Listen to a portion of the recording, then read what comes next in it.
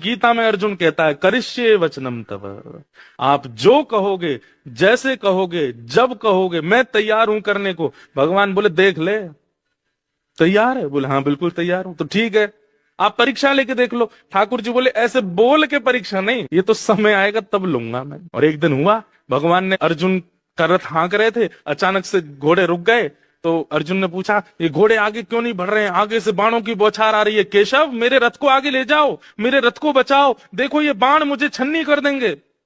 ठाकुर जी बोले तेरा रथ आगे नहीं बढ़ेगा। क्यों? बोले तेरे घोड़े प्यासे हैं और ये बार बार अपनी टांगे उछाल रहे हैं, आगे नहीं बढ़ रहे हैं। अर्जुन बोले तो अब क्या करें? बोले इनको पानी पिलाना पड़ेगा। बोले अब युद्ध मैदान के बीच में पानी कैसे पिलाऊं? बोले एक तरीका है। बोले क्या?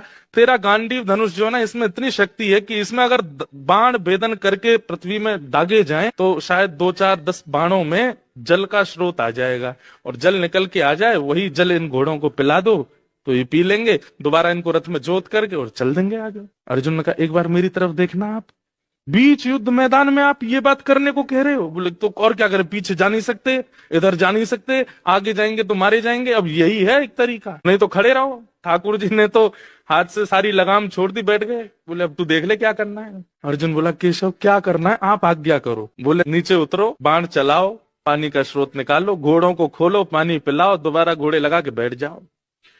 अर्जुन ने दूसरी बार सोचा नहीं, जबकि मोस्ट वांटेड पूरे महाभारत युद्ध में हर विपक्षी योद्धा की एक ही चाह थी, अर्जुन को मैं मारूंगा। युधिष्ठिर को तू मार लियो, भीम को तू मार लियो, नकुल सहदेव तेरे चल बट में आ जाएंगे, अर्जुन तो मैं ही मारूंगा। और ये बात एक नहीं, हर आदमी कहता था। बोले नहीं नहीं अर्जुन को तो मैं मारूंगा। तीसरा नहीं नहीं अर्जुन तो मेरा है, वो अर्जुन जो सबका केंद्र बिंदु है।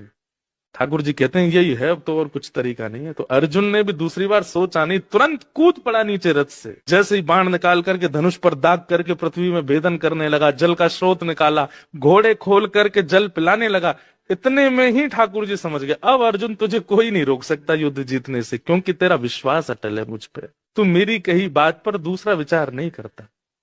और फिर ठाकुर जी ने उसकी रक्षा की। कैसे? जब अर्जुन घोड़ों को पानी पिला के दोबारा रथ में लगा रहा था, तो अर्जुन ने विचार किया ये कौरव सब सो गए हैं क्या, इनको दिखा नहीं कि मैं नीचे उतर आया हूं, इनको पता, एक बाण भी नहीं लगा मुझे अभी तक।